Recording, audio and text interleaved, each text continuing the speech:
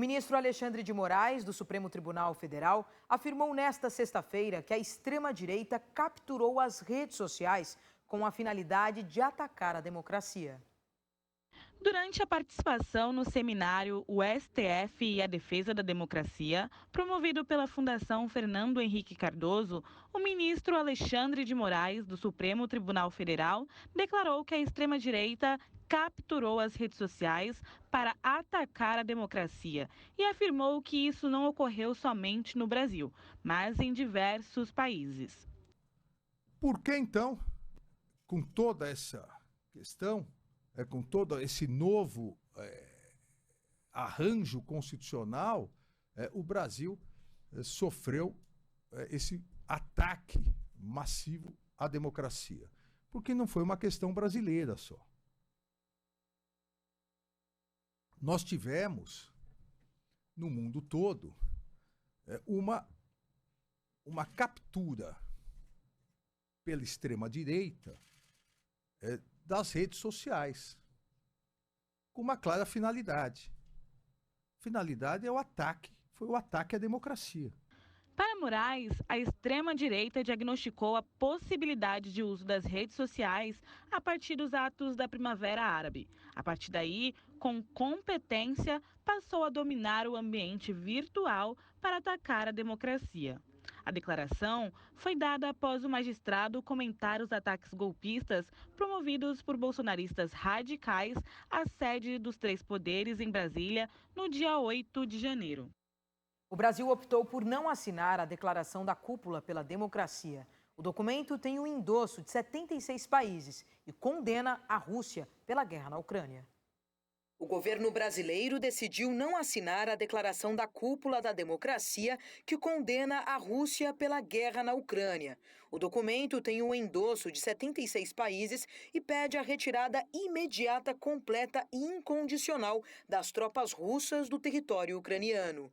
O evento foi organizado pelos Estados Unidos com o objetivo de reforçar a democracia global e confrontar o autoritarismo.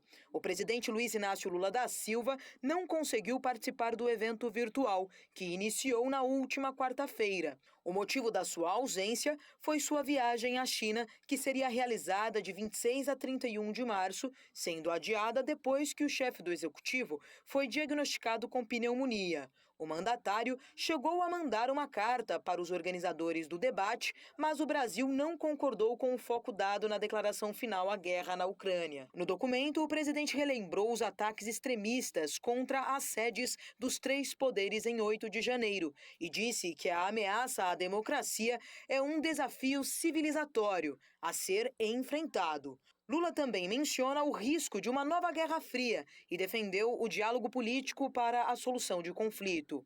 Os diplomatas brasileiros avaliam que as discussões sobre o conflito devem acontecer apenas no âmbito da ONU e do seu Conselho de Segurança.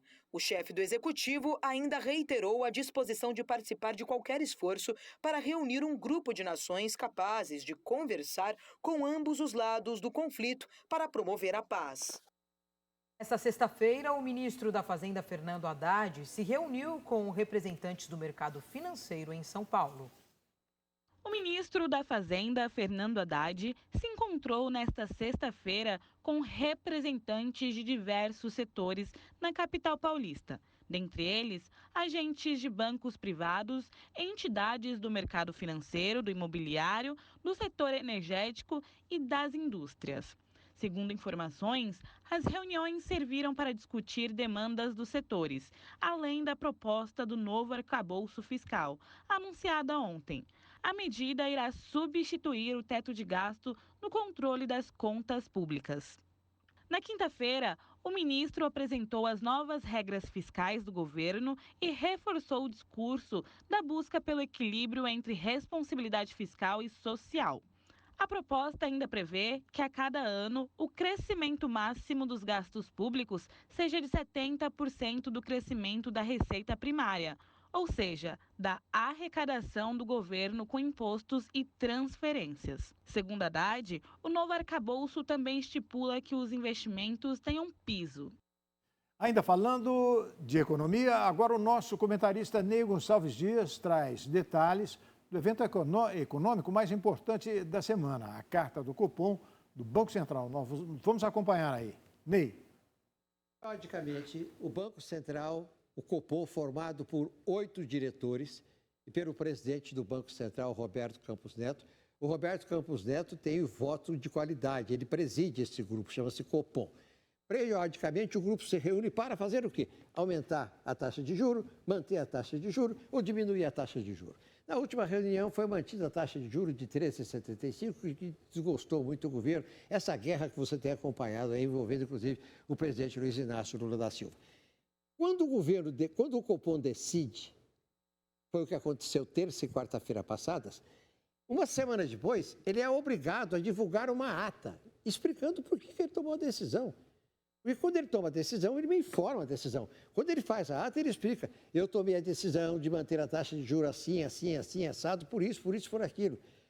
E o que aconteceu? Ele explicou que, inclusive, não há possibilidade de imediato, que o Banco Central tem que agir com serenidade, com paciência, porque não existe no cenário internacional e no cenário interno uma posição que justifique a queda de juros. Ele falou da crise internacional, da queda, Estados Unidos e Europa, aumento da taxa de juros, baixo crescimento, problemas bancários dos Estados Unidos e na Suíça. Tudo isso tem trazido ruído para as economias, não só do Brasil, como dos Estados Unidos e da Europa. Mas ele deu um sinal para a equipe econômica dizendo o seguinte, que o arcabouço fiscal, se crível, se ele for acreditado, respeitado pelos políticos e pela sociedade, ele pode trazer mais um ambiente propício para que se combata os juros, a inflação no país. E ele diz o seguinte, que se aumentar a inflação, ele vai ter que aumentar a taxa de juros.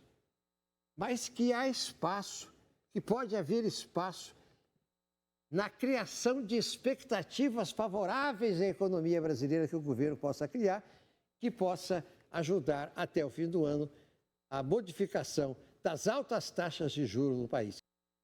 A seguir, desemprego sobe a 8,6% nos 3 meses encerrados em fevereiro.